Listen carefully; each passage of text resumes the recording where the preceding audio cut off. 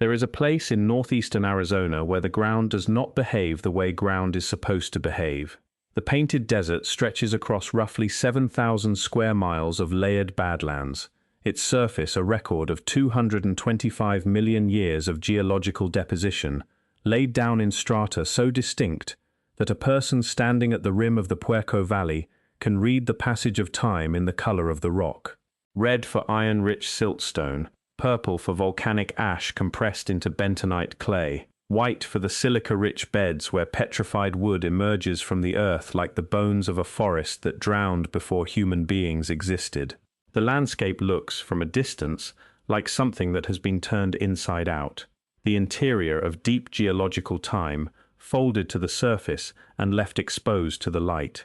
When the federal survey teams arrived in force during the 1880s, they described it as a wasteland. Their published reports used words like barren and uninhabitable. The land did not fit the categories the survey framework was built to recognize, and so it was classified accordingly.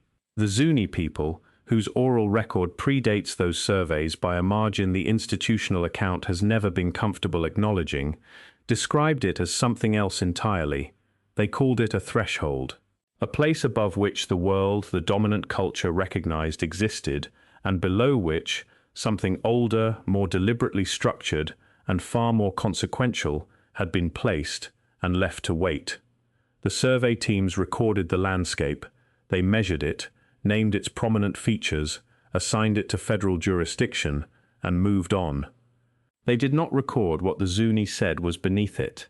That omission, systematic rather than incidental, has shaped the archaeology of the Colorado Plateau ever since, and what it left out of the record is still there, beneath the surveyed and named surface, in the layer the institution never formally reached. If you're enjoying this story so far, don't forget to hit the like button and subscribe. Drop a comment telling me where in the world you're watching from. I love hearing from you. The Zuni are among the few Pueblo peoples who have maintained an unbroken oral tradition of sufficient depth and specificity to function as an independent historical record. Their ceremonial accounts, recorded by ethnographers beginning in the late 19th century, describe a world before the present one in considerable material detail. What the Smithsonian Institution's Bureau of Ethnology documented between 1879 and 1912, when Frank Hamilton Cushing and later Matilda Coxe Stevenson conducted their fieldwork at Zuni Pueblo, included accounts of a civilization the Zuni called the ancestors of the Sun Clan, a people who had worked the land beneath the Painted Desert and built a network of chambers and passages that connected the surface world to a system of underground repositories. These accounts were transcribed, filed, and classified as mythology. The archaeological surveys that followed in the same region did not incorporate them as evidence. They were treated as folklore by the same institutional body that was simultaneously conducting excavations within miles of the sites the Zuni oral record described. The Bureau of Ethnology and the Bureau of American Ethnology were operating in the same landscape, recording oral testimony with one hand and directing stratigraphic excavation with the other, and the two lines of inquiry were never formally connected. What the Zuni said was beneath the Painted Desert was filed in the oral tradition archive. What the excavation teams found in the Painted Desert was filed in the archaeological record. The gap between those two filing systems is where the suppressed account lives, and it has been widening since the day Cushing first arrived at Zuni Pueblo in 1879 and began writing down what the elders told him without connecting it to what his colleagues were excavating 40 miles to the northeast. To understand what the Zuni were describing, it is necessary to understand what the Painted Desert's geology actually shows. The region sits atop what geologists call the Colorado Plateau, a massive block of relatively undisturbed sedimentary rock that has been uplifted over millions of years without the folding and faulting that typically accompanies tectonic movement at this scale. The result is a landscape where ancient strata are exposed at the surface in a sequence so intact that the geological record is unusually readable. What the plateau's geology also shows, and what is less frequently discussed in the popular literature about the region, is the presence of a series of natural cave systems and subsurface voids created by the interaction of water, soluble mineral deposits, and the pressure differentials that accompany plateau uplift. The painted desert portion of the plateau contains documented cave formations in the Triassic Chinle Formation, the same geological layer that produces the petrified wood for which the region is famous. The Chinle Formation is not typically associated with extensive speleological development in the academic literature. The Zuni oral record, as transcribed by Stevenson and later by Ruth Bunzel in the 1930s, describes a series of underground chambers in the region that the ancestors used, specifically because the Chinle layer provided both natural shelter and a particular type of mineral deposit the accounts describe as essential to their ceremonial practices. The mineral description in the oral record, silica-rich crystalline formations associated with the petrified woodbeds, matches the actual geology of the Chinle Formation with a specificity that is difficult to attribute to coincidence. The Zuni were not describing a generic underground world. They were describing a specific geological formation in a specific region with reference to its actual mineral character. That level of specificity is what distinguishes an oral record grounded in material observation from a purely symbolic account. The federal surveys of the Painted Desert region conducted between 1879 and 1900 document a series of excavation projects that produced findings which did not make it into the primary published reports. The United States Geological Survey's work in Apache County, Arizona, during this period generated field notes that were deposited in the National Archives and have been only partially reviewed by subsequent researchers. What those field notes contain, according to researchers who examined portions of them in the 1980s, includes references to structural anomalies encountered during surface mapping, depressions, and geometric surface features in the Badlands terrain that the survey teams attributed to erosion but noted as unusual in their distribution. The field notes from the 1883 survey of the Puerco River drainage, conducted under the direction of John Wesley Powell's USGS team, include a brief reference to a series of features along the south rim of the Puerco Valley that the surveyor described as arranged in a pattern inconsistent with natural erosion channels. The description occupies 3 sentences. The published report from the same survey does not mention these features. What changed between the field notes and the published report is not documented. The survey notes from the following year, 1884, show a different team assigned to the same section of the Puerco Valley.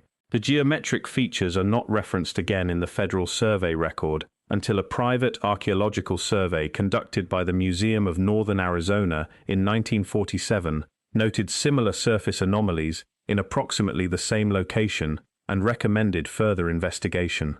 That recommendation was not acted upon. The 1947 survey report was filed with the Museum of Northern Arizona and does not appear in any subsequent National Park Service research summary for the Petrified Forest region. The features it described are still in the landscape.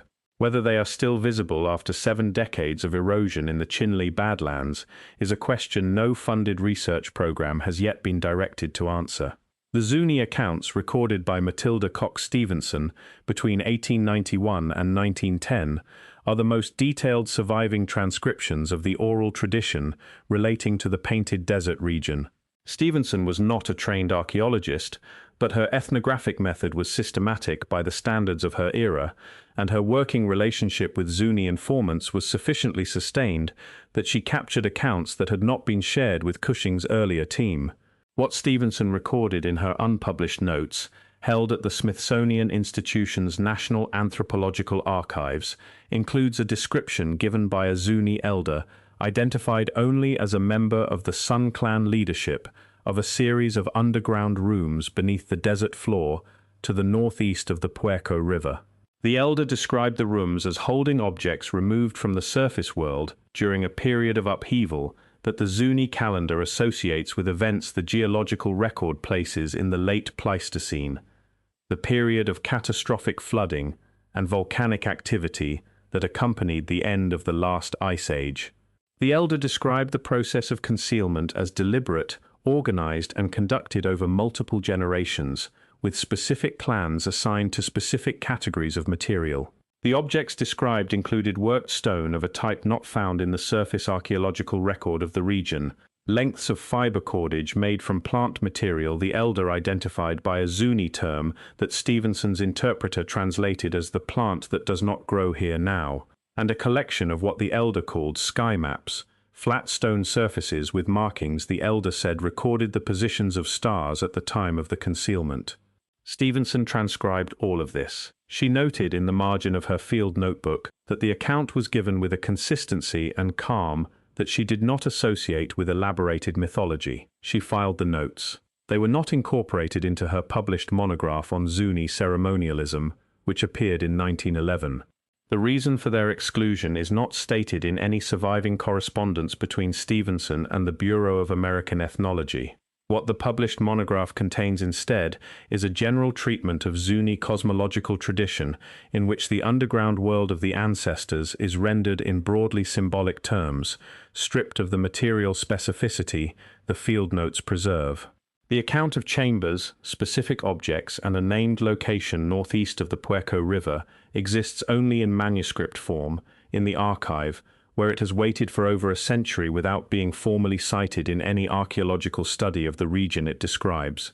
If you're hooked on this story, make sure to subscribe and turn on notifications so you never miss an upload. Your support means everything and helps me bring you more emotional stories like this one.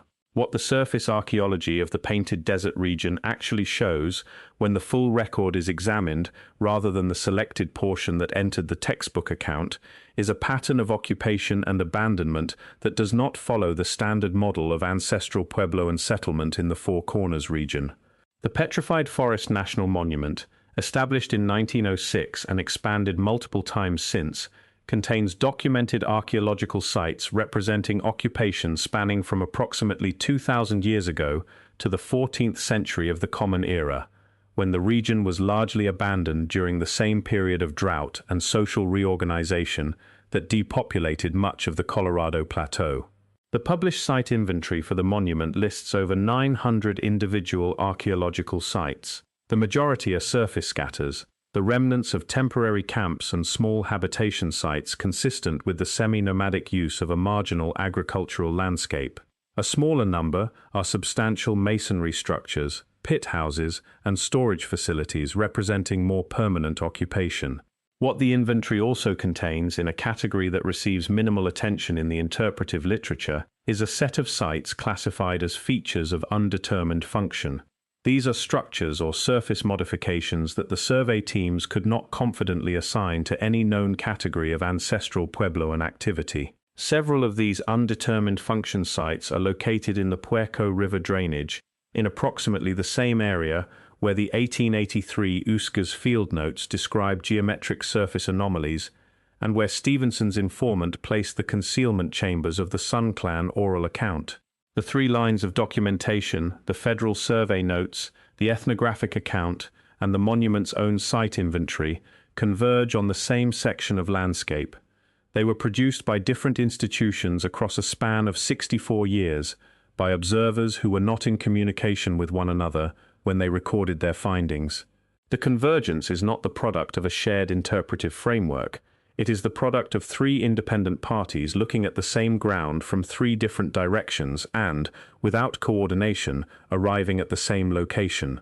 No published study has addressed that convergence directly, and the monument's interpretive program does not mention it. The institutional history of the Painted Desert's archaeology is inseparable from the history of the Petrified Forest National Monuments Administration. When Theodore Roosevelt established the monument in 1906, the primary stated rationale was the protection of the petrified wood deposits from commercial extraction. The fossil wood was being removed by the ton for sale as curios and raw material, and the federal designation was a genuine conservation measure. What the monument designation also accomplished, less visibly, was the consolidation of archaeological jurisdiction over the entire region under the National Park Service, which operated under the Antiquities Act, with authority to restrict access, regulate excavation, and control the publication of findings from within monument boundaries. The Bureau of American Ethnology, which had been conducting independent ethnographic and archaeological work in the region since the 1870s, did not formally coordinate its research program with the new monument administration. The two federal bodies operated in adjacent jurisdictions with overlapping evidence and no formal mechanism for synthesizing their findings.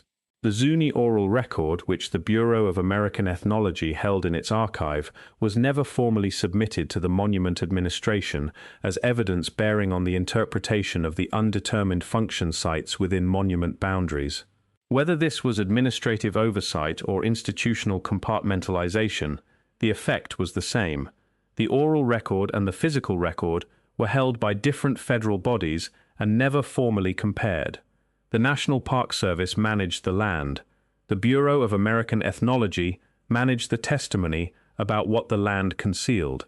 Neither body developed a formal protocol for bringing those two categories of evidence into the same analytical room, and the structural separation between land administration and ethnographic archive, established in the early years of the 20th century, remained in place as the decades accumulated around it. By the time formal tribal consultation requirements were introduced through federal law in the 1990s, the research priorities for the Painted Desert region had already been set for 90 years, along lines that the oral record had never been consulted to inform. The Zuni have consistently maintained, across the entire period of contact with federal research institutions, that the Painted Desert region holds material evidence of a civilization predating the ancestral Puebloans by a margin the standard account does not accommodate. The Sun Clan accounts describe a people who were present in the region during a period the Zuni associate with the withdrawal of the Great Water, a description consistent with the drainage of Lake Bonneville and the reconfiguration of the Colorado River system at the end of the last glacial maximum, approximately 12,000 years ago. No excavation within the Painted Desert region has been formally directed at the time period or the site locations that the Zuni oral record specifies. The monument's archaeological research priorities have been set by the National Park Service according to a framework that defines the significant cultural history of the region as beginning with the ancestral Puebloan period, roughly 2,000 years ago. The oral record that places significant cultural activity in the region 12,000 years ago has not been designated as a research priority by the administering institution. The 12,000-year period is not searched because the framework that determines what gets searched does not accommodate it. The framework is not adjusted because no search has confirmed what the oral record describes. The circularity of that constraint is not acknowledged in the published literature. The Zuni have been available to speak to it. The archive has been available to consult. The landscape has been available to excavate at the locations the oral record specifies, with a precision unusual for accounts of this age. None of these three available lines of inquiry have been formally combined by the administering institution in the 117 years since the monument was established. The evidence has not moved. The archive has not moved. The landscape has not moved. What has moved, in those 117 years, is the institutional capacity to ask the question the evidence is asking. Whether that capacity will be directed at the Painted Desert is a matter of research priority, not of available evidence. What the Painted Desert region still holds, physically and in the record, is this. The Chinle Formation cave systems that the Zuni oral account describes as the location of the concealment chambers have not been systematically surveyed for archaeological evidence. The surface anomalies documented in the 1883 USGS field notes have not been excavated. The undetermined function sites in the monument's own inventory have not been re-examined in light of the ethnographic record held by the Smithsonian. Stevenson's unpublished field notes remain in the National Anthropological Archives, catalogued but not digitized, accessible to researchers who know they exist and travel to Washington to read them. The monument contains 900 documented archaeological sites, the oral record of the people who lived in this landscape for thousands of years before the federal survey teams arrived, describes something beneath those 900 sites that has never been formally investigated. The Zuni, when their ceremonial leaders have been asked about the region in formal consultation processes conducted under the National Historic Preservation Act's tribal consultation provisions, have stated consistently that the area northeast of the Puerco River drainage contains materials of cultural significance that predate the ancestral Puebloan period. Those statements are recorded in federal consultation documents. They have not generated a formal excavation program directed at the time period the oral record specifies. The desert floor above the relevant area is mapped in detail. It has been photographed from aircraft, surveyed by satellite, walked by hikers on maintained trails, with interpretive signs explaining the petrified wood and the ancestral Puebloan pottery sherds visible at the surface. The surface is thoroughly known. What the Zuni said was beneath it has been in the archive since 1911, in the consultation record since the 1980s, and in the oral tradition for a span of time, the dominant account has never formally attempted to measure. The painted desert holds what it holds in the same geological silence it has maintained since the Chinle Formation was laid down, 225 million years ago, stratum by stratum, in colors that a person standing at the rim can still read, if they are willing to look below the named and catalogued surface to the level the institutional record, across 140 years of documented access, has never formally reached. Thank you so much for watching until the end. If you loved this story, check out the other videos on your screen now. I think you'll really enjoy them. And don't forget to subscribe if you haven't already. See you in the next story.